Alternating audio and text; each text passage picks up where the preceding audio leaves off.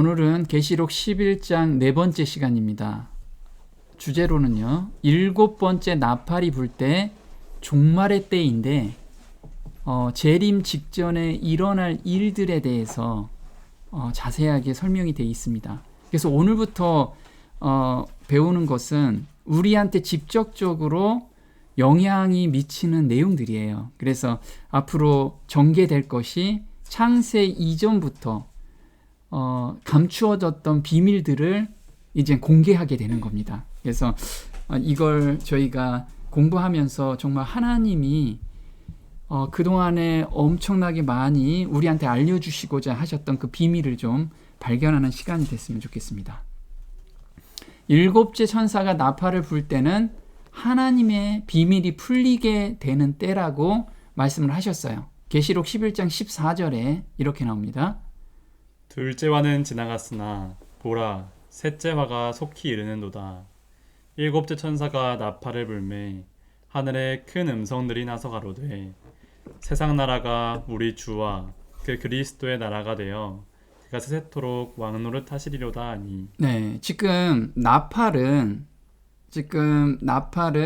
하나님을 믿지 않는 자들한테 재앙을 내려주는 그 심판을 이야기를 하고 있는데요. 7째 나팔을 불 때가 바로 세 번째 화입니다. 그럼 7째 나팔은 세상이 종말을 의미하고 있어요. 그래서 15절에 보면 7째 천사가 나팔을 불매 하늘에서 큰 음성이 나는데 이젠 그리스도의 나라가 임한다라는 거예요. 근데 우리가 계시록 10장 7절에 7째 나팔을 불 때 무엇이 나타나는지 이렇게 쓰여 있습니다. 7째 천사가 소리내는 날 그 나팔을 불게 될 때 하나님의 비밀이 그종 선지자들에게 전하신 복음과 같이 이루리라. 하늘에서 나서 내게 들리던 음성이 또 내게 말하여 가로되 내가 가서 바다와 땅을 밟고 섰는 천사의 손에 펴놓인 책을 가지라 하기로 내가 천사에게 나아가 작은 책을 달라 한즉 천사가 가로되 갖다 먹어버리라. 내 배에는 쓰나 내 입에는 꿀같이 달리라 하거늘. 네, 여기서 계시록 11장에서 7째 나팔을 불 때와 계시록 10장에서 7째 천사가 소리내는 날 그 나팔을 불게 될 때 무엇이 나타나냐면 하나님의 비밀을 우리한테 알려주신다고 그랬어요. 근데 하나님은 하나님의 비밀이 그전부터 계속 있었죠. 그런데 이제 하나님의 때가 돼서 사람들이 이것을 풀게 된 거예요. 이해하게 되고 이것을 삶에서 실천하게 되는 시기가 7째 나팔 때라는 거죠. 우리가 작은 책은 다니엘서라고 했습니다. 그래서 갖다 먹어버리라 라는 것은 작은 책인 다니엘서에서 때와 관련된 기별이 있었는데 이게 2300주야 예언과 한 때와 두 때와 반 때의 예언을 해석한다라는 의미예요. 이때 해석을 하고 나면 2300주야가 끝나는 시점부터 이젠 7째 나팔의 시기가 돌아온다. 이때는 악인의 심판도 전해지지만 하나님의 비밀도 이때 같이 풀리게 된다는 거예요. 그래서 우리가 보면 하나님의 비밀을 이제 풀어주기 시작하는 거예요. 계시록 앞으로 배울 장이 계시록 12장부터 마지막 장까지 있죠. 그럼 하나님의 비밀이 뭐냐면 구속의 경륜에 대한 비밀이에요.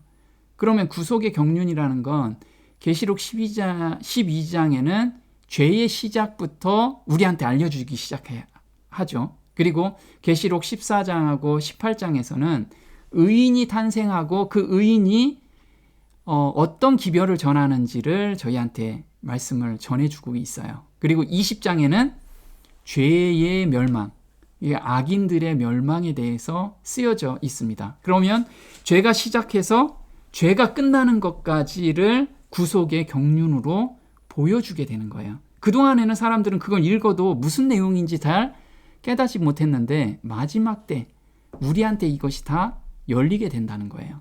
그래서 계시록 14장 12절에는 피조물들은 하나님의 계명을 온전히 지킬 수 없다는 사단의 참소에 대한 답을 삶으로 증명할 무리들이 탄생한다는 내용입니다. 그래서 계시록 14장 12절에 이렇게 나오죠. 성도들의 인내가 여기 있나니 저희는 하나님의 계명과 예수 믿음을 지키는 자니라. 네. 하나님의 계명을 온전히 지키고 그 다음에 예수 믿음을 가지고 사는 삶. 그럼 예수님의 믿음이라는 게 어떤 거냐면 우리가 예수님께서는 생각으로라도 죄를 짓지 않는다라고 하셨죠. 그걸 재현할 사람들이 나타난다는 거예요. 그걸 우리가 다른 말로는 14만 4천이라고 하죠. 그래서 하나님의 계명은 피조물도 지킬 수 있다. 이것을 증명할 무리가 나타난다는 거예요. 이것이 구속의 경륜이라는 거예요. 그래서 골로새서 2장 2절에는 하나님의 비밀이 뭐냐면 하나님의 비밀인 그리스도를 깨닫게 하려 함이라. 그래서 그리스도를 어떻게 깨닫느냐? 우리 안에 있는 그리스도가 나의 삶을 주관해 주시고 그리스도의 믿음으로 사는 삶이 어떤 건지 사람들한테, 피조물한테 보여주는 삶, 이것을 깨닫게 해주신다는 거예요. 이게 하나님의 비밀이라는 거예요. 우리가 이 무리 안에 들어가야 돼요. 자, 일곱째 나팔을 불게 되면 그리스도께서 나라를 받으세요. 그러면 재림한다라고 이야기를 하죠. 그래서 계시록 11장 14절에 조금 전에 읽은 것들 중에서 핵심 단어만 한번 보겠습니다. 셋째 화가 속히 이르리로다. 15절에는 일곱째 천사가 나팔을 불매 하늘에 큰 음성이 있었는데 그리스도의 나라가 되어 그가 세세토록 왕노릇한대요. 그럼 일곱째 나팔 때 예수님이 재림해서 예수님의 천년 왕국이 이제 시작이 되는 거죠. 18절에는 이방인들이 분노한대요. 그럼 예수님 재림 전에 이방인들이 분노하는 시점이 있다라는 거죠. 그리고 일곱째 나팔이 시작이 되면 무엇이 시작되냐면 죽은 자를 심판하시며 죽은 자의 심판이 시작이 돼요.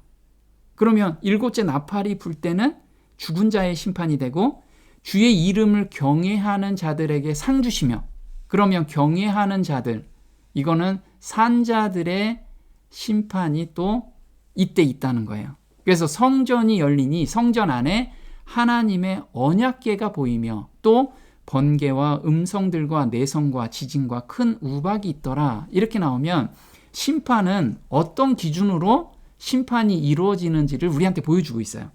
그러면 심판은 언약궤 안에 있는 십계명을 기준으로 심판이 이루어진다는 거예요. 그래서 지금 일곱째 나팔의 내용이 굉장히 함축되어 있지만 우리한테 앞으로 일어날 일에 대해서 쭉 설명해주고 계시는 거라는 거죠. 그래서 이걸 도표로 한번 보면요. 일곱째 나팔을 이렇게 진행이 되죠. 그러면 일곱째 나팔이 언제부터 시작되는지 이 시작 연도를 조금 이따 보게 되고요. 그러면 이제 재림이 예수님께서 재림하시고 그 다음에 나라를 받으신 이게 천년 왕국과 영원한 왕국, 영원한 나라가 시작이 되는 거죠. 자, 하늘에 큰 음성이 있었대요. 하늘에 큰 음성. 그리고 번개와 음성들과 내성과 지진과 큰 우박이 있다. 이거는 어느 때에 일어날 일이냐면 일곱째 재앙 때 일어나는 일들이에요. 자, 계시록 16장 17절에 똑같은 문장이 같이 반복이 됩니다. 보겠습니다. 일곱째가 그 대접을 공기 가운데 쏟음에 큰 음성이 성전에서 보좌로부터 나서 가로되 되었다 하니 번개와 음성들과 뇌성이 있고 또 지진이 있어 또 중수가 한 달란트나 되는 큰 우박이 하늘로부터 사람들에게 내리매 그 재앙이 심히 크미러라. 네, 지금 요거하고 내용이 비슷하죠. 그래서 일곱째 재앙은 예수님이 재림 직전에 일어날 마지막 재앙인 거예요. 그래서 예수님 재림 직전에 일어날 사항을 지금 일곱째 나팔에 다시 설명을 하고 있는 거라는 거예요. 자, 그 다음에 죽은 자를 심판하며 일곱째 나팔이 시작될 때 죽은 자가 심판을 하죠. 디모데후서 4장 1절에 이렇게 나옵니다. 하나님 앞과 산자와 죽은 자를 심판하실 그리스도 예수 앞에서 그 나타나실 것과 자, 그리스도 예수 앞에서 예수님이 재림하시기 전에 산자와 죽은 자의 심판이 있겠다고 디모데후서 4장 1절에 이렇게 이야기를 하고 있어요. 그런데 일곱째 나팔을 불 때 이때 죽은 자의 심판이 시작이 된다는 거예요. 그리고 이름을 경외하는 자들에게 상 주시며, 그러면 산자의 심판이 이때 딱 일어나는 거예요. 그러면 일곱째 재앙이 떨어질 때 산자의 심판도 이때 끝나는 거예요. 그래서 계시록 22장 11절에 이렇게 나오죠. 불의를 하는 자는 그대로 불의를 하고 더러운 자는 그대로 더럽고 의로운 자는 그대로 의를 행하고 거룩한 자는 그대로 거룩되게 하라. 네, 그래서 산자의 심판은 지금 내가 사는 삶 속에서 오늘 저녁 때 예수님이, 오늘 밤에 예수님이 오시면 이때 내가 선한 자냐 악한 자냐 해서 그 자리에서 멈추게 되는 거예요. 그래서 악한 자는 영원한 불에서 멸망을 당하게 되는 거고, 선한 자는 하나님께서 예수님이 재림할 때 홀연히 변화돼서 살아서 예수님을 만나게 되는 거죠.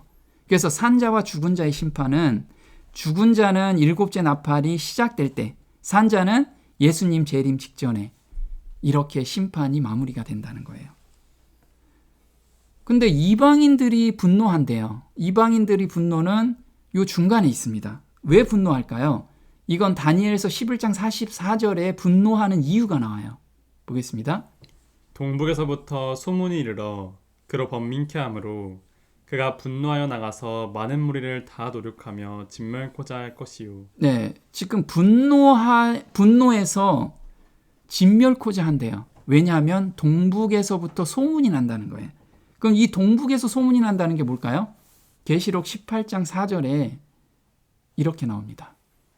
또 내가 들으니 하늘로서 다른 음성이 나서 가로되 내 백성아 거기서 나와 그의 죄에 참여하지 말고 그의 받을 재앙들을 받지 말라. 네, 그럼 바벨론에 현재 있는 백성들한테 사단의 정체도 밝혀지고 그 다음에 오류도 밝혀지고 이것을 크게 외치는 무리들이 나오기 때문에 사단이 그 무리를 제재하기 위해서 이젠 분노하게 되고, 무엇이 나오냐면 짐승의 표 환란을 여기에서 시작이 된다는 거예요. 이게 계시록 13장 15절에 이렇게 나오죠. 저가 권세를 받아 그 짐승의 우상에게 생기를 주어 그 짐승의 우상으로 말하게 하고 또 짐승의 우상에게 경배하지 아니하는 자는 몇이든지 다 죽이게 하더라. 네, 지금 계시록 11장 44절과 다니엘서 11장 44절과 계시록 13장 15절이 같은 내용을 지금 이야기를 하고 있어요. 그래서 우리가 정말 지금 새 천사의 기별을 깨닫고 그 삶을 실천하게 되면 내 주변의 사람들한테 그걸 전할 수밖에 없잖아요. 전해지는 것이 점점 커지고 점점 확산이 되면 이젠 사단이 그걸 막기 위해서 짐승의 표 환란을 내리게 되고, 그리고 늦은 비가 내리고 엄청나게 크게 확산이 될 거예요. 그리고 나중엔 사형령이 떨어지고 이런 게 순차적으로 쭉 일어난다는 거예요. 자, 은혜의 시기가 끝나는 시점이 있고 이방인들이 분노하는 시점에 뭐가 되냐면 지금 기별을 먼저 받은 자들의 은혜의 시기가 끝나는 시점이에요. 그럼 우리가 지금 어느 정도에 있을까요? 바로 이 지점이 있어요. 그래서 지금 혹시 은혜의 시기가 끝나는 사람도 있지 않을까라는 생각을 해보는 거예요. 내가 혹시 은혜의 시간이 끝나지 않았을까? 우리는 그런 마음으로 오늘을 살아야 돼요. 그래서 성령의 음성을 오늘 계속 내가 거부하고 있다면 나한테는 은혜의 시간이 끝날 수 있어요. 그걸 생각하면서 살아야 된다는 거죠. 자, 일곱째 나팔을 불 때 예수님께서 지성소 사역을 시작하셔요. 자, 계시록 11장에 아까 그리스도의 나라가 되어라고 나오는데 다니엘서 7장 13절에 일곱째 천사가 나팔을 불 때 일어나는 사건을 이야기하고 있습니다. 보겠습니다. 내가 또 밤 이상 중에 보았는데 인자 같은 이가 하늘 구름을 타고 와서 옛적부터 항상 계신 자에게 나와 그 앞에 인도됨에 그에게 권세와 영광과 나라를 주고 모든 백성과 나라들과 각 방언하는 자로 그를 섬기게 하였으니 그 권세는 영원한 권세라 옮기지 아니할 것이요 그 나라는 패하지 아니할 것이니라. 네, 여기서 보면요. 그에게 권세와 영광과 나라를 주고, 그러니까 그가 누구냐면 예수님께 권세와 영광과 나라를 준대요. 그러면 계시록 11장 15절에 그리스도의 나라가 되어 세세토록 왕노릇한다. 이거하고 똑같잖아요. 그럼 그 전에 어떤 일이 있냐면 인자 같은 이가 예수님께서 구름을 타고 와서 옛적부터 항상 계신 자에게 나왔대요. 그럼 옛적부터 항상 계신 분이 누굴까요? 하나님한테 나아가신 거죠. 그럼 하나님은 어디 계신가요? 하나님은 바로 지성소에 계시죠. 하나님이. 그래서 계시록 11장 17절에 이렇게 나온 거예요. 옛적에도 계셨고 시방도 계신 주 하나님 주의 진노가 임하여 죽은 자를 심판하시며 이에 하늘에 있는 하나님의 성전이 열리니 성전 안에 하나님의 언약궤가 보이며 또 번개와 음성들과 뇌성과 지진과 큰 우박이 있더라. 예, 여기서 보면요. 옛적부터 항상 계신 자, 그리고 옛적에도 계셨고 시방도 계신 하나님. 그래 예수님께서는 그동안에 선소 첫째 칸의 사역을 하시다가 마지막 때 일곱째 나팔이 불 때 어느 곳으로 가셨냐면 지성소 사역으로 옮기셨다라고 지금 이야기를 하고 계십니다. 그럼 우리가 지성소 사역이라는 게 어떤 건가요? 바로 성소 두 번째 칸이 지성소죠. 이 지성소 사역을 하신 거예요. 그러면 지성소가 언제부터 시작이 되는지 다니엘서 8장 14절에 그 예언이 나오죠. 보겠습니다. 그가 내게 이르되 2300주야까지니 그때 성소가 정결하게 함을 입으리라 하였느니라. 그가 내게 이르되 인자야 깨달아 알라. 이 이상은 정한 때 끝에 관한 것이니라. 네, 정한 때 끝에 관한 건데 2300년이 지나면 그때부터 지성소 사역이 시작된다라고 저희한테 이야기를 하고 있어요. 그래서 정한 때 끝에 관한 건데 그 끝은 데살로니가후서 2장 8절에 그때에 불법한 자가 나타나리니 주 예수께서 그 입의 기운으로 저를 죽이시고 강림하여 나타나심으로 패하시리라. 그럼 예수님이 재림하시기 직전에 이때가 정한 때 끝이라는 거예요. 그래서 우리가 2300주야까지니 2300주야는 우리가 많이 공부를 했습니다. 자, 성소가 정결하게 되다. 요 뜻은 레위기 16장 16절에 이렇게 풀이하고 있어요. 이스라엘 자손의 부정과 그 범한 모든 죄를 인하여 지성소를 위하여 속죄하고 또 그들의 부정한 중에 있는 회막을 위하여 그같이 할 것이요 이날에 너희를 위하여 속죄하여 너희를 정결케 하리니 너희 모든 죄에서 너희가 여호와 앞에 정결하리라. 이스라엘 자손의 모든 죄를 위하여 1년 1차 속죄할 것이니라. 네, 여기서 보면 성소를 정결케 하다라는 뜻은 무엇이냐면 대속죄일의 사건을 지금 이야기를 하고 있어요. 대속죄일의 사건은 여기서 나온 게 이스라엘 자손의 부정과 그 범한 모든 죄를 도말하는 날이라는 거예요. 정말 감사한 날이에요. 그러면 우리가 하나님께 내 죄를 고백하고 헌신하고 드린 죄는 이날 다 도말되는 날이라는 것을 저희한테 알려주고 있어요. 그래서 우리 성소기별에서 대속죄일인데 우리가 매일같이 죄를 고백하면 그 죄가 어디로 들어가 있냐면 저 휘장 앞에다 그걸 뿌립니다. 피를 뿌리게 되죠. 한번 보겠습니다. 연중 매일 진행되는 봉사를 통하여 이스라엘의 죄가 성소로 옮겨져 성소가 더럽혀졌으므로 이 죄를 제거할 특별한 일이 필요하게 되었다. 연중에 성소로 옮겨진 죄만 도말받을 수 있다. 대속죄일은 아직 자백하지 않은 죄가 있으면 빨리 가져오라는 마지막 기회를 주는 날이다. 네, 지금 저희한테 이걸 말씀해 주고 계세요. 지금 이 죄의 도말은 내가 고백하지 않은 죄는 도말받을 수가 없어요. 그래서 대속죄일에는 스스로 마음을 괴롭게 하면서 내가 혹시 아직 고백하지 않은 죄가 있는지 깊이 생각하면서 그런 죄가 생각나면 빨리 드리라는 거예요. 그래야지 성소 안에서 들어온 죄만 이때 대속죄일의 때 완전히 도말할 때 그 죄도 완전히 사라지기 때문에 그래요. 그래서 우리한테 지금 마지막 기회를 계속 주고 계십니다. 오늘이 마지막일 수도 있어요. 그래서 오늘 저희가 다시 한번 깊이 상고하고 정말 내 죄가 아직 드리지 않은 죄가 있는지 그거 생각하면서 하루하루를 마감해야 돼요. 저희가 표상적 대속죄일이 예언적으로는 언제부터 시작되는가? 아까 2300주야라고 그랬으니까 2300년이죠. 그럼 시작 연도가 있고 정한 때 끝이 있습니다. 그리고 성소 정결이 시작이 되죠. 자, 시작 연도가 언제냐? 다니엘서 9장 25절입니다. 그러므로 너는 깨달아 알지니라. 예루살렘을 중건하라는 영이 날 때부터. 여기서 보면 언제부터 시작하냐면 예루살렘을 중건하라는 영이 날 때부터예요. 그럼 예루살렘을 중건하라는 영이 4번 나왔습니다.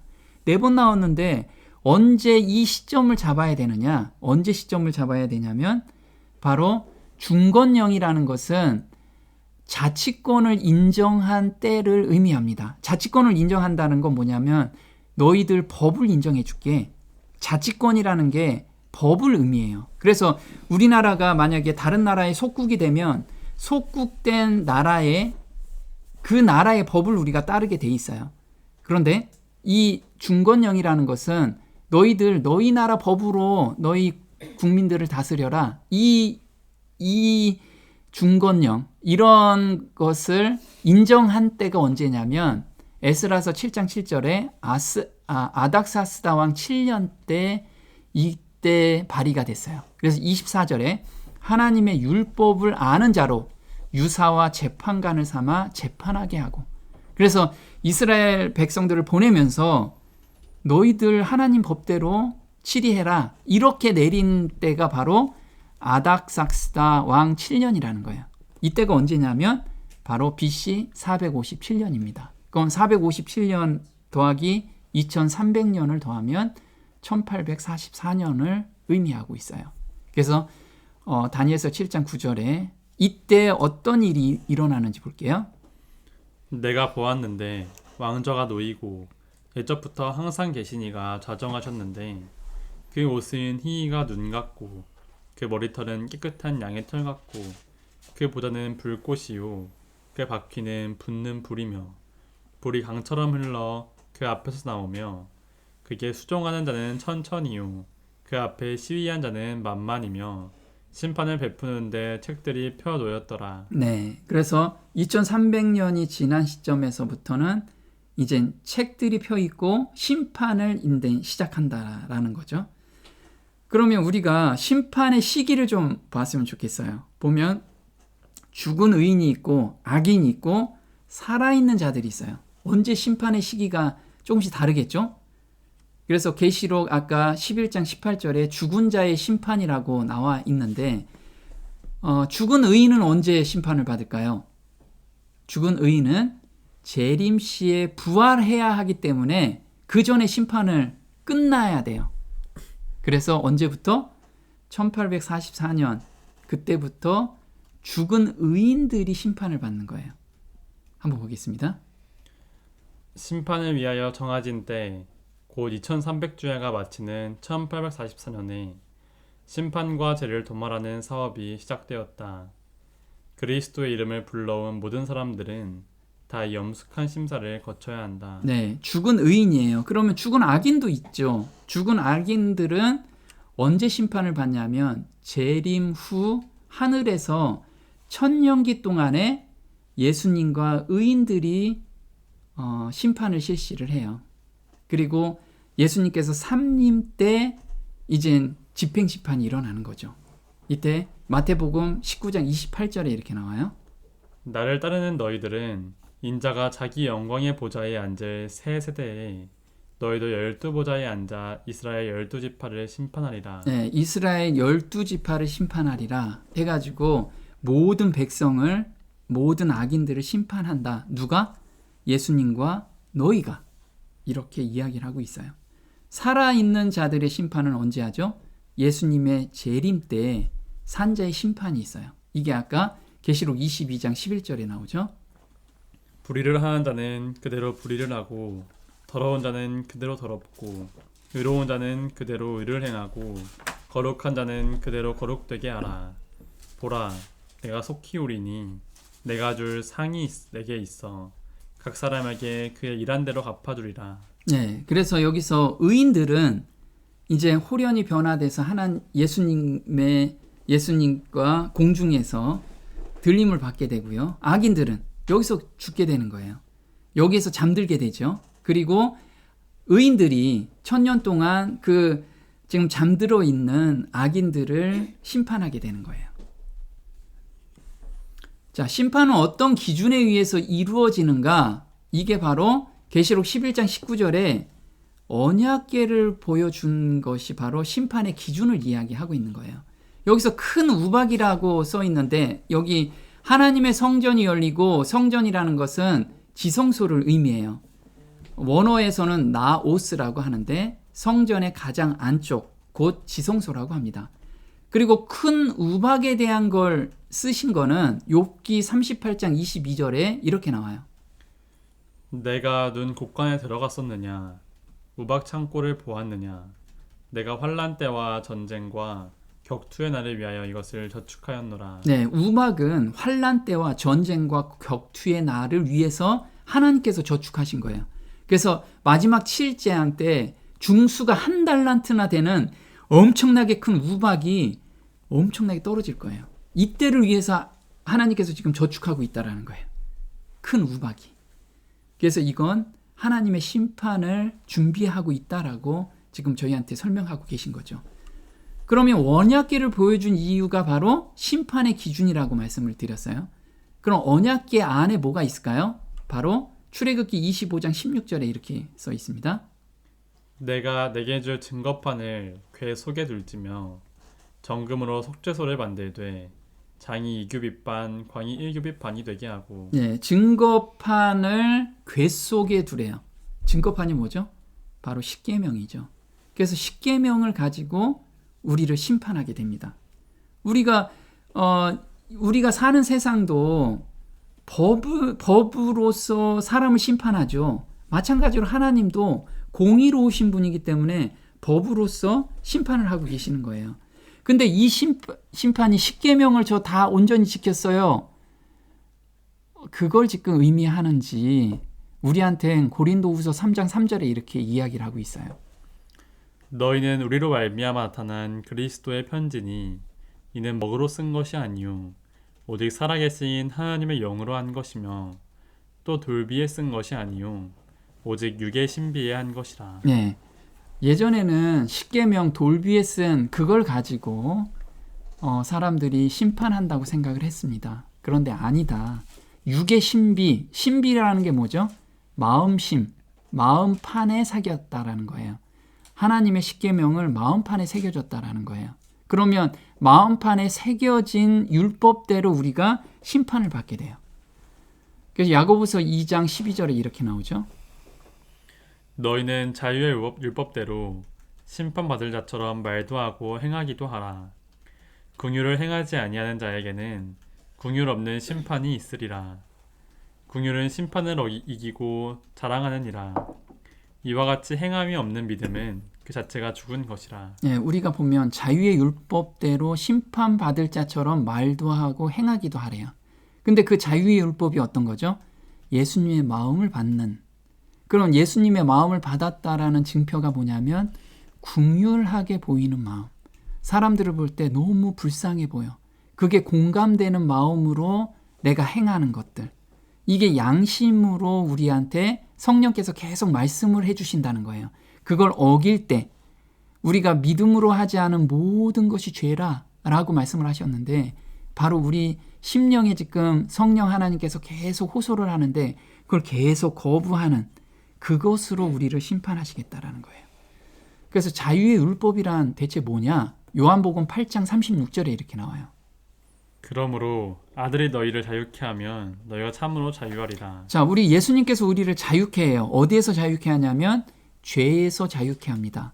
그럼 죄가 우리를 얽매이고 있을 때 예수님께서 예수님의 마음을 주시죠.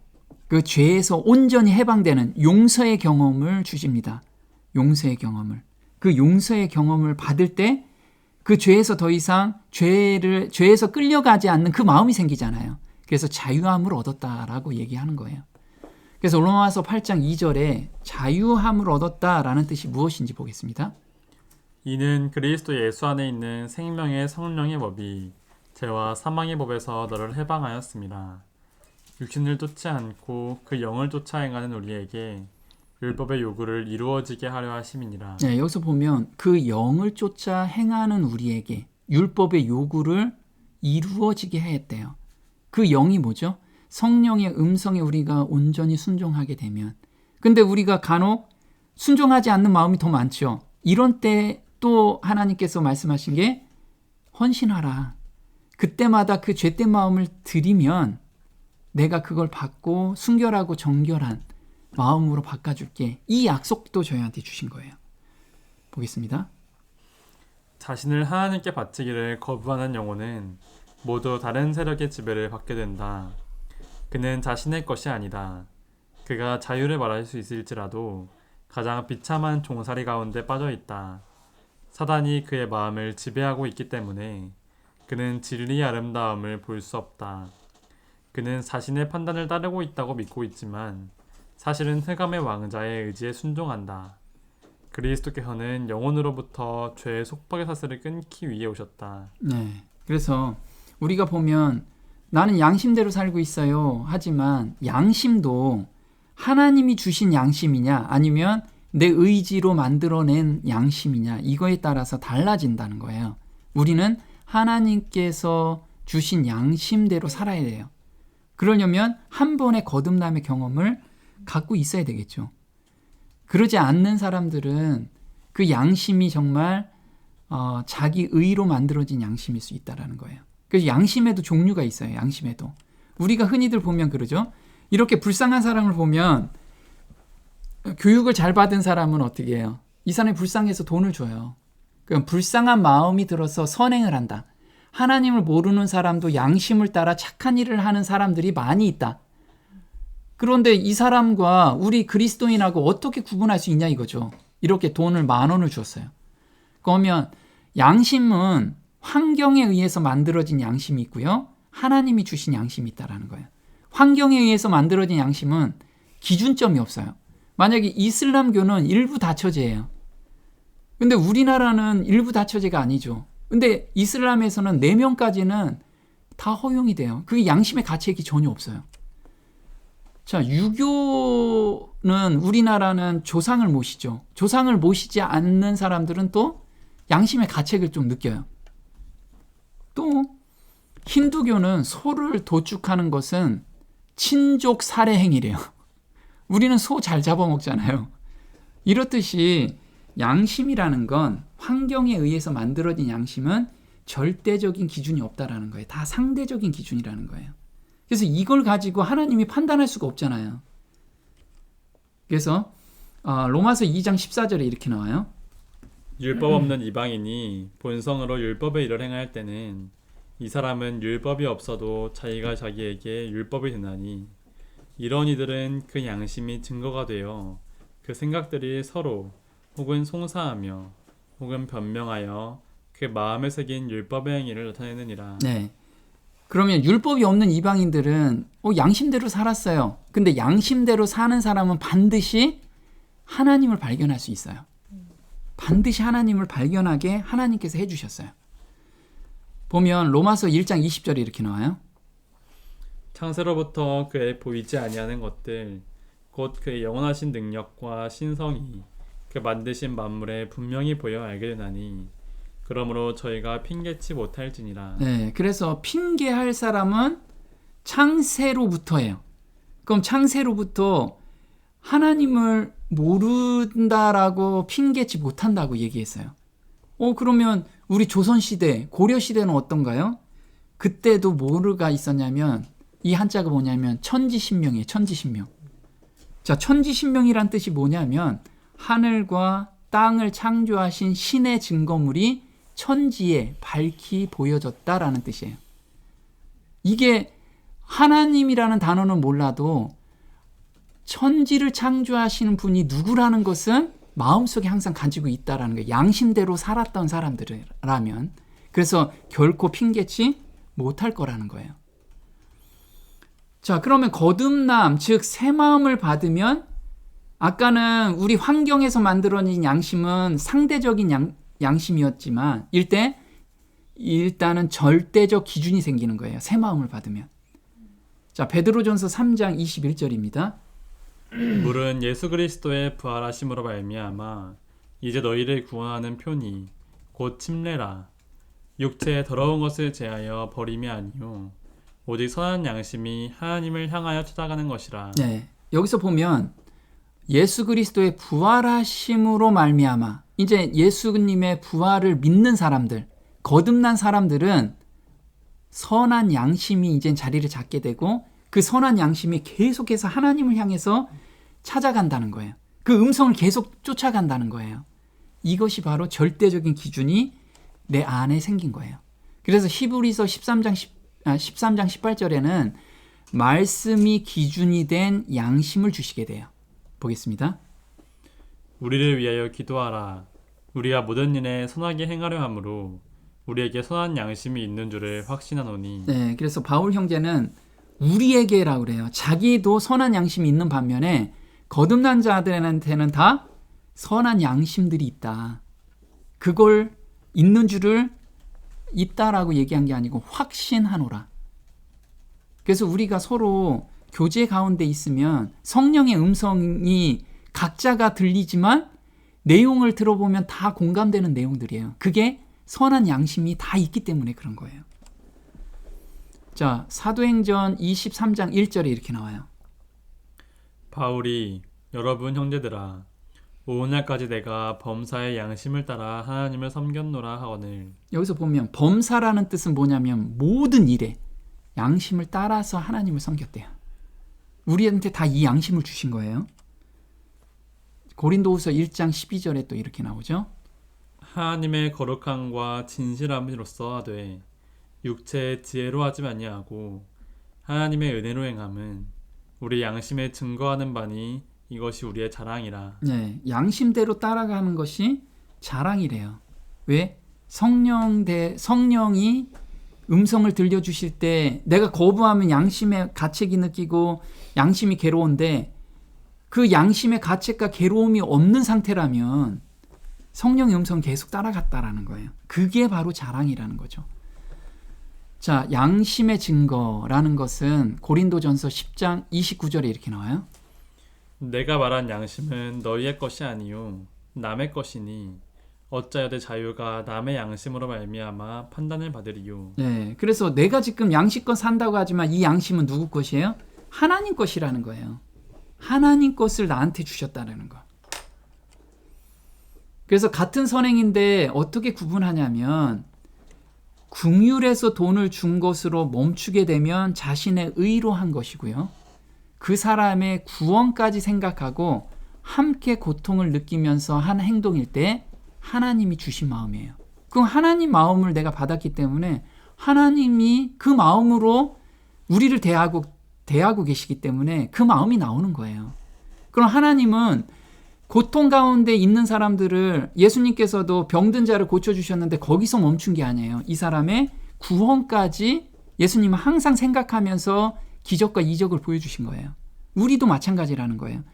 불쌍히 여기는 사람 돈 10,000원 주는 게 중요하죠. 근데 그거보다도 이 사람의 구원을 위해서 지속적인 관심이 필요한 거예요. 한번 일회성으로 끝나는 건 그냥 선행이라는 거예요. 자기 의에 의해서 선행을 베푼 거라는 거예요. 자, 마태복음 9장 36절에 이렇게 나오죠. 무리를 보시고 불쌍히 여기시니 이는 그들이 목자 없는 양과 같이 고생하며 기진함이라. 네. 지금 예수님께서 무리를 보시니까 너무 고생하고 기진하대요. 그걸 보니까 너무 불쌍한 거예요. 그래서 여기서 불쌍하다라는 건 뭐냐면 원어로는 스풀랑크논이라고 하는데 창자라는 뜻이에요. 내부의 창자에서부터 동정심이 우러나는 마음. 예수님은 그 창자가 뒤틀리는 마음을 가지고 있었어요. 같이 고생했다라는 거죠. 마가복음 1장 41절에 이렇게 나와요. 예수께서 민망히 여기사 손을 내밀어 저에게 대시며 가라사대 내가 원하노니 깨끗함을 받으라 하신대 곧 뭉든 병이 그 사람에게서 떠나가고 깨끗하여진지라. 여기서 민망히 여기셔가지고 문둥병 환자를 고쳐줬어요. 이 문둥병 환자는 예수님을 믿었을까요? 네, 예수님을 믿고 하나님께 영광을 돌렸어요. 거듭나는 경험을 하게 된 거예요. 우리도 마찬가지라는 거예요. 어떤 기적과 이적을 보여주거나 착한 일을 할 때는 그 사람의 구원까지 우리가 생각하면서 지속적으로 해줘야 된다는 거예요. 그래서 나병 환자를 향하신 긍휼과 사랑과 동정심을 동시에 나타내는 말이다. 이는 곧 그가 받는 모든 고통을 목격하고 더불어 그 고통에 동참할 뿐 아니라 그 고통을 치유해 주고자 하시는 마음이 간절하다는 의미를 내포하고 있다. 이게 민망하다는 뜻이에요. 민망하다. 민망히 여기다. 그래서 우리도 마찬가지라는 거예요. 이걸 가지고 마음에서 움직이는, 마음에서 나는 10계명, 10계명을 잘 지켰어요. 이렇게 문자적으로 지키는 게 아니고 정말 마음판에 새겨진 그 율법대로 우리한테 심판하신다는 거예요. 우리는 그걸 생각하면서 오늘 사셔야 되고, 예수님이 재림할 때 정말 그 마음, 예수님을 맞이할 때 담대하게 맞이할 수 있는 그런 성도가 됐으면 좋겠습니다. 오늘 여기까지 하겠습니다.